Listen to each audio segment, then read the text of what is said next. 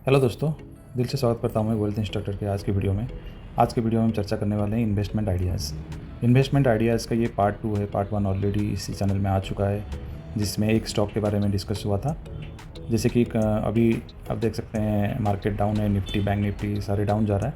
यही मौका है जहाँ पे आप कोई इन्वेस्टमेंट कर सकते हैं। और इसी चैनल में और भी वीडियोज़ हैं जिसमें और स्टॉक्स के बारे में भी डिस्कस करते हैं।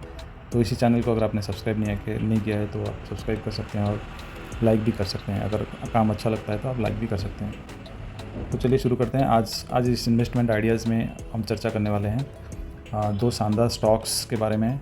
दो स्टॉक के बारे में हम चर्चा करेंगे और उसके साथ हम चर्चा करेंगे एक बीज। बहुत सारे बीज हैं, जैसे निफ्टी बीज है, आईटी बीज है, जूनियर बीज है। तो और एक उसके बारे में हम चर्चा करेंगे, निफ्टी एक बीज के बारे में चर्चा करेंगे। तो आपके लिए बेहतरीन दो स्टॉक है और निफ्टी बीज है, इसके रिगार्डिंग हम चर्चा करेंगे। उसमें कैसे आप अपना इन्वेस्टमेंट कर सकते हैं इसी डाउनफॉल में। तो बने रहिए मेरे साथ अंत तक। जो पहला स्टॉक है ये मैंने लिया है इस डाउनफॉल में, उसका नाम है टाटा पावर। बहुत ही शानदार स्टॉक है और इसका जो मार्केट कैप है 75,713 करोड़ है और इसका करंट प्राइस अभी 237 चल रहा है। इसका हाई लो 276 और 182 है और इसका स्टॉक भी 22.5 है और बुक वैल्यू 90.1 है। ROC 11.7%, ROE 12.6% है। तो इस टाटा पावर के बारे में चर्चा करेंगे, एंड टू एंड एनालिसिस करेंगे और फाइनली टेक्निकल में चार्ट्स में देखेंगे कहाँ पे आप पोजीशन बना सकते हैं। अभी इसका सितंबर क्वार्टर का रिजल्ट नहीं आया है, बट टिल जून के क्वार्टर में देखिए सेल्स में बढ़ोतरी है, एक्सपेंसेस भी बढ़ा है, जो कि अच्छी बात नहीं है। बट यहाँ पे देखते हैं प्रॉफिट आफ्टर टैक्स और प्रॉफिट आफ्टर टैक्स में आप देखें नेट प्रॉफिट में भी जंप है और इसमें EPS में भी ग्रोथ है। तो आप देखेंगे हर एक एंगल में ये अच्छा है। OPM उसका जो मार्जिन भी यहाँ पे आप देख सकते हैं भी ठीक ठाक है। तो हर एक एंगल में सही लग रहा है। अभी चेक कर लेते हैं TTM में कितना EPS क्या है।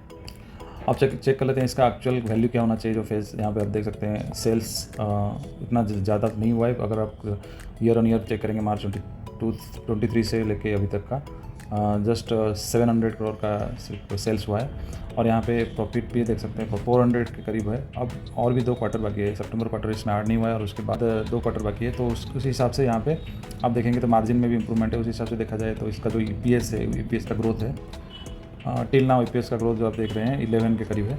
और यहाँ पे आप अगर कैलकुलेट करेंगे 11 EPS है और उसके साथ अगर मैं इसको मल्टीप्लाई करता हूँ अभी का P में 22 होता है, तो इसका जो फेयर वैल्यू आता है वो आता है 242 के करीब, जो कि अभी फेयर वैल्यू अगर 242 आ रहा है और अभी उससे भी कम आ रहा है। अगर ये एंड 24 अगर यहाँ पे और भी इजाफा होता है तो इसका फेयर वैल्यू अराउंड 280 आता है।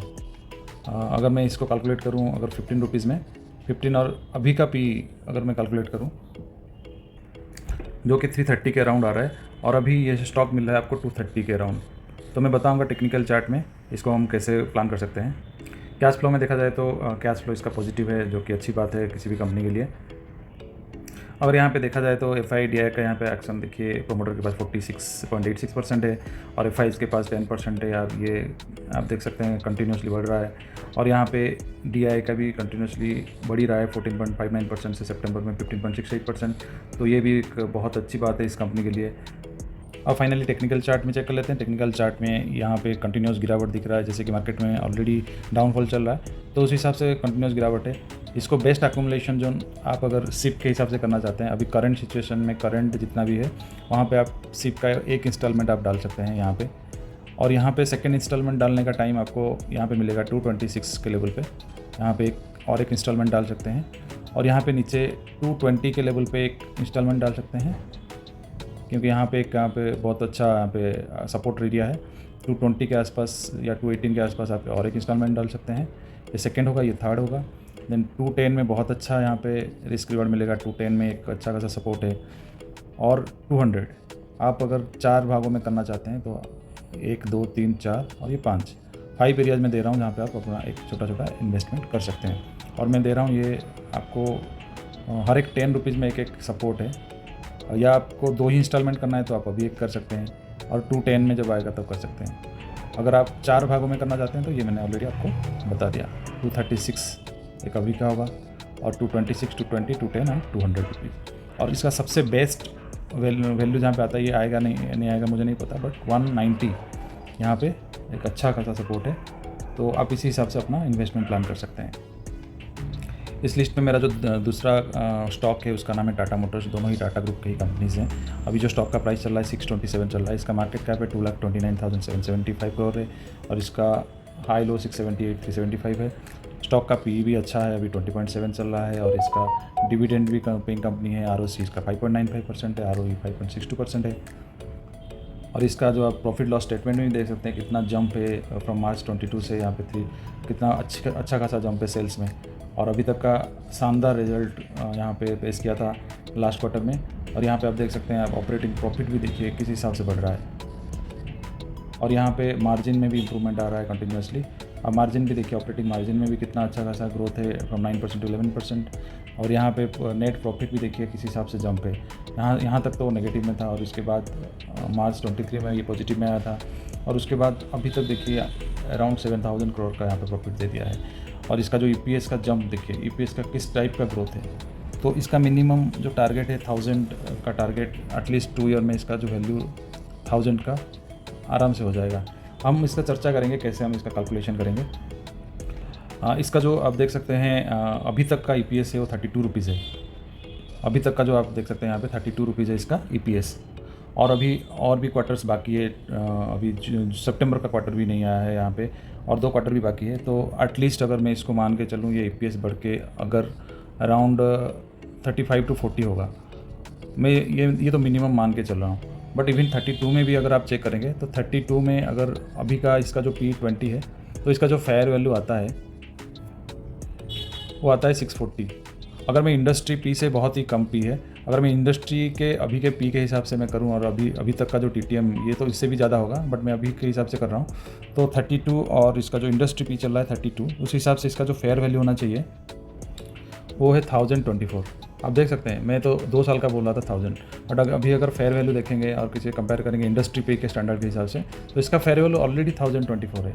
तो किसी भी एरिया में इसको बाय करना चाहिए जिस हिसाब से इसका ग्रोथ आप देख रहे हैं। अगर इसमें EPS भी बढ़ेगा लाइक 35-40 होगा तो आप मान के चल सकते हैं ये 1000 से कम नहीं होगा इसका वैल्यू। तो ये किसी भी गिरावट में इसको ख़रीदना चाहिए, कोई थॉट प्रोसेस भी नहीं होना चाहिए। बट मैं बताऊंगा आपको टेक्निकल चार्ट में कहाँ पे आपको पोजीशन बनाना चाहिए।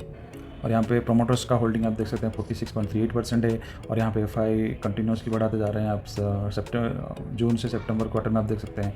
और यहाँ पे DI का कांस्टेंट है, बट जिस हिसाब से यहाँ पे FIs अपना पोजीशनिंग बढ़ा रहे हैं तो ये बहुत अच्छी बात है इस कंपनी के लिए।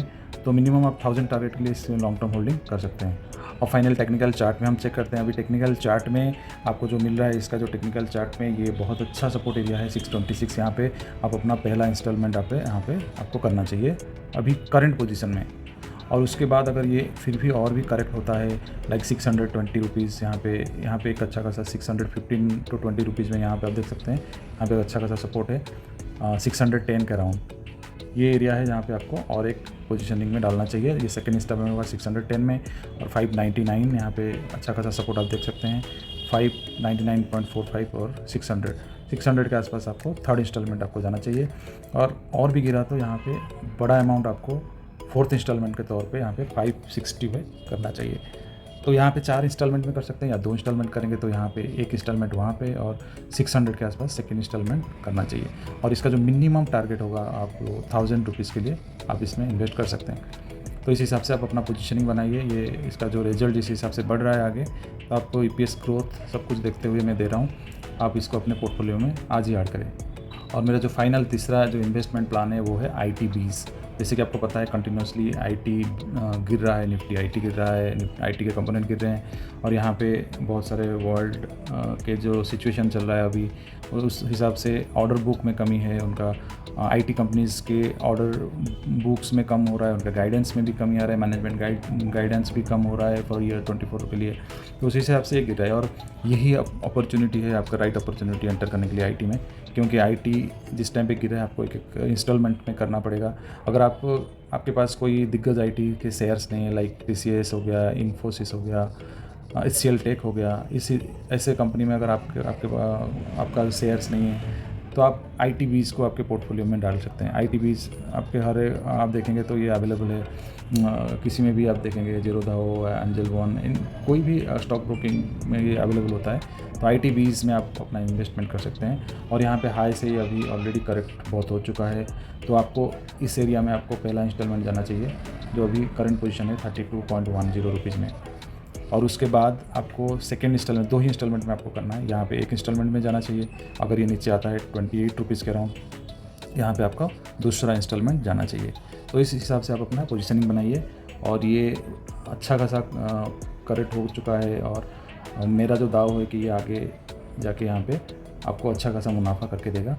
एटलीस्ट आप इसको 20 to 30% प्रॉफिट में आप इसको बेच सकते हैं, या उससे भी ज़्यादा आप इसके लिए आप एंट्री कर सकते हैं। तो आप अपना पोजीशनिंग बनाइए। आज के इन्वेस्टमेंट आइडियाज़ में 2 स्टॉक और ITBs हमने डिस्कस किया। अगर आपको ये वीडियो अच्छा लगा और इस सीरीज़ अच्छा लग रहा है तो आप सब्सक्राइब कर सकते हैं, और इस चैनल को लाइक भी कर सकते हैं, इस वीडियो को। और बने रहिए हमारे साथ इस इन्वेस्टमेंट जर्नी में। धन्यवाद।